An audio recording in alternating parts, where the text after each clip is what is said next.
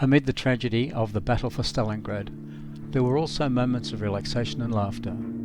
These were necessary to alleviate part of the unbelievable stress and anxiety that soldiers and commanders constantly experienced.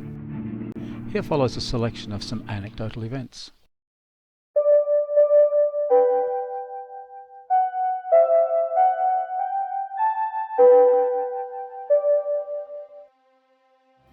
Hi everyone! To introduce some changes in the usually very serious topics we discuss here, this time I decided to select several anecdotic but still telling events as some kind of background or backstage to the fighting. And this is not the only change, because for this video my friend Brad Golding has kindly accepted to lend me his accent-free voice. I believe this should improve the overall understanding of my script. The Commandant of Stalingrad.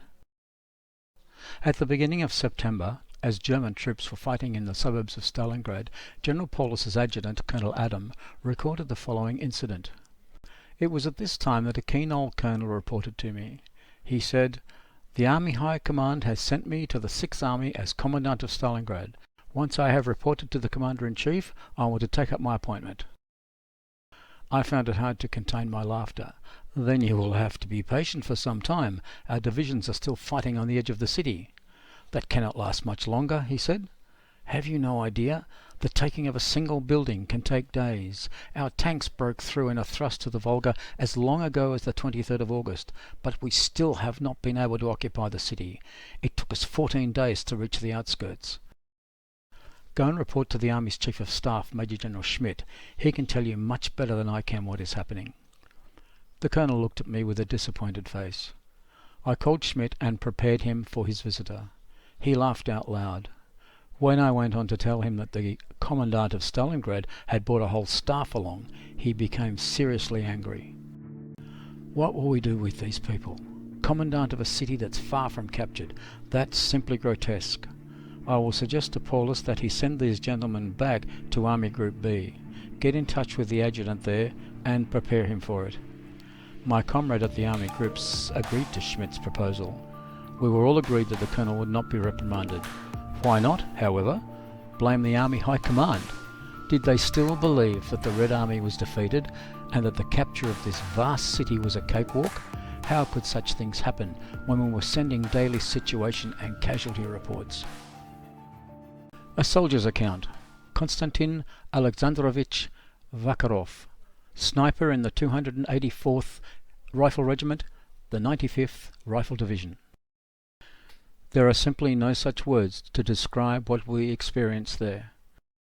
Nothing comes close to Stalingrad in terms of the severity of the fighting, at least from what I personally saw and experienced. After all, for example, when I was just walking there, was always a crunch underfoot. It was not without reason that after the war they could collect 10 kilograms of bullets and shrapnel per square metre in some areas. And when I later remembered the Stalingrad battles, it was hard to believe that all this happened to us. And how we were transported across to Stalingrad. It seemed to me that there would be no end to this crossing. So many people were lost then, a lot, because the Germans were pouring a hail of fire on us. We were to take some old broken down boats. As soon as we saw them, all of us, especially those who could not swim, felt uneasy to say the least. They were all full of holes that had to be plugged with a cap or something like that. The commanders tried to calm us down and ordered us to fill our cloaks with straw, as makeshift buoys. But this was nonsense. Firstly, we had only a few of them, and secondly, it was the Volga and not some little river there. And what was happening in Stalingrad itself? Porridge, real porridge, from people still living in the ruins. It often happened that the Germans were located on one floor of a house and we were on another. No, the picture of Stalingrad, or what was left of it, is very difficult, simply impossible to describe in words. I remember one specific, incredible event. Somewhere in the late autumn of 1942, the Germans dropped on our lines a Jew with a parachute. Yes, a real elderly rabbi. Believe me, I don't retell this story from someone else's account. I personally witnessed it all with my own eyes, because he landed right in our position. It was in broad daylight. I remember that we were surprised because it was unusually quiet. Then suddenly a German plane appeared and dropped a bunch of flyers along with someone on a parachute. We all ran to him. He turned out to be an elderly Jew, 50 years old, grey hair, hands tied, with a letter from the Germans. "We're sending you one of your leaders. We have reached Stalingrad with ours, whereas you and your people still do not know where you will end up. It's not for nothing that they say these people sold Jesus Christ. See how they live and how you do." Something like that. In general, the Germans in Stalingrad very actively agitated for us to surrender, in many ways with leaflets and at night through loudspeakers. Things were very tight in terms of supplies, either 1 potato per day or a pack of concentrate for 2, which is only 200 grams. So not only did we live poorly, to say the least, but there were also such bastards who robbed us. For example, our sergeant began to give out vodka to us, measuring out the ration with the beaker designed for issuing tobacco. It also seemed to be designed for 100 grams, but in fact less liquid would fill it. For some time we didn't know that he was deceiving us, because usually food was given out at night in the dark. But then someone saw this sergeant playing cards and drinking vodka with the chef and another person. The scene was reported, but someone probably warned the sergeant beforehand, and he was no fool to sit and wait for the tribunal. The following night we heard his voice coming from the loudspeakers on the German side. "Guys, what the Commissar's blast on us is all bullshit. It is not too late. What it looks like here, so many tanks," and so on. And once there happened the following, I remember. It was at the very beginning of the fighting for the city. I was walking along some street on the right side. All the houses were on fire, and on the left half of them. At that time I had a close friend with whom I always shared everything, and suddenly I see him coming out of a house with a bag. "Why do you need those things?" I asked. "Wait, Kostya, I have little time." He dropped his tunic and began changing into civilian clothes, right in front of me. "Vasya, what are you doing?" I said. "I'm tired," he replied. "I'll go to Astrakhan. Should they need me, they will call me back. If you want, we'll go together." Then he left. Honestly, my fingers were just itching to shoot him. According to General Oreshko's account, cited in Michael Jones' book Stalingrad, How the Red Army Triumphed, it was General Goliath, commander of the 39th Guards Rifle Division, who first introduced some colour in the overall gloomy mood that reigned among the Soviet commanders fighting in the city. Shortly after his arrival in Stalingrad, Goliath invited the neighbouring commanders for a meal. For the first time since the beginning of the fighting, a social event was suggested. The invited commanders were confused and declined the offer that they judged inappropriate given the ordeals they were all facing. But Goliath insisted, so they finally went to his bunker, grumbling and struggling through the rubble of the battlefield.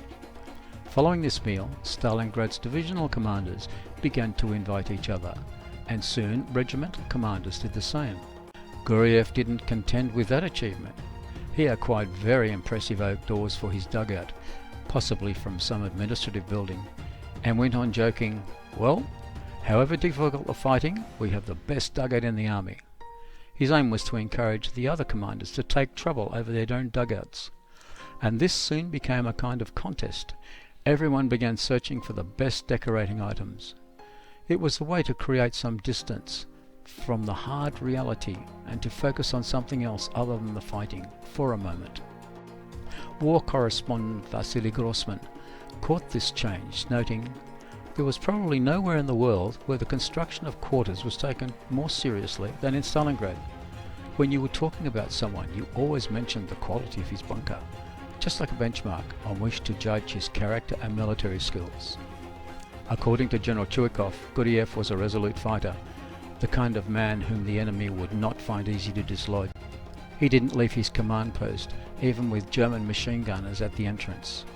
Army headquarters staff members had to rush in as the last possible reinforcements to rescue this much-loved commander.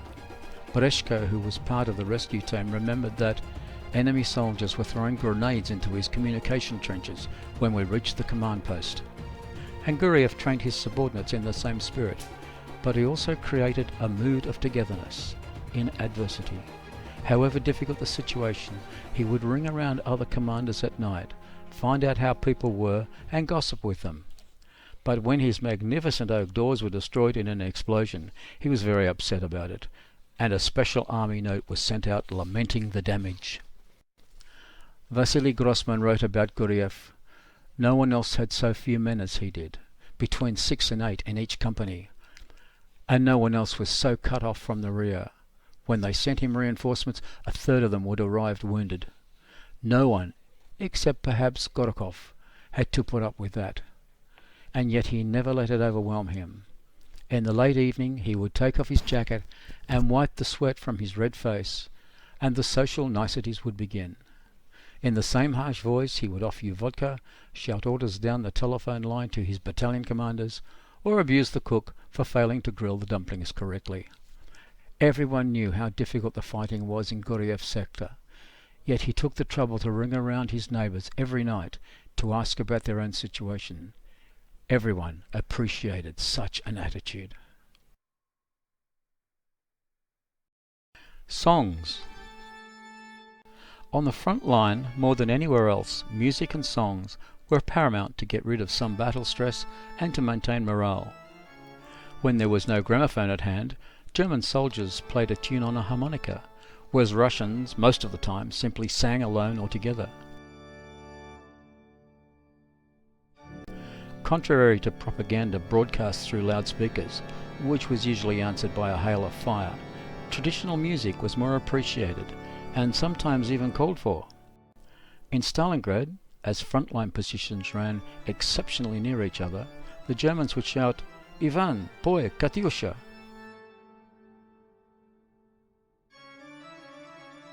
If their enemy was in the mood, they could expect to hear the famous melody, attesting to its popularity even beyond Russian audiences.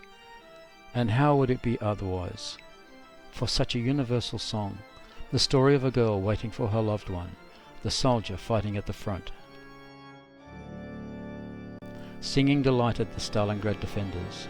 There were singing competitions during breaks in the fighting, and Rodimtsev's daughter Natalia said soldiers would take popular melodies and put in their own words about fighting the Germans.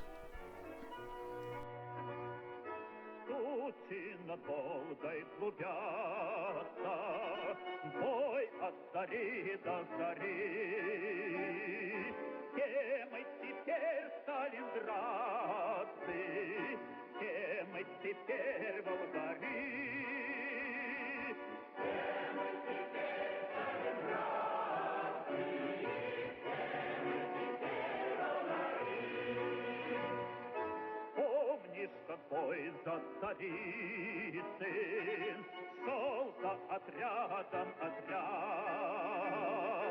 Подвиг бойцов повторился, битва за наш Сталинград.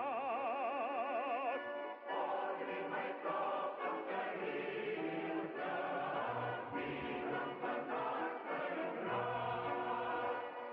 С нами Отечество родная.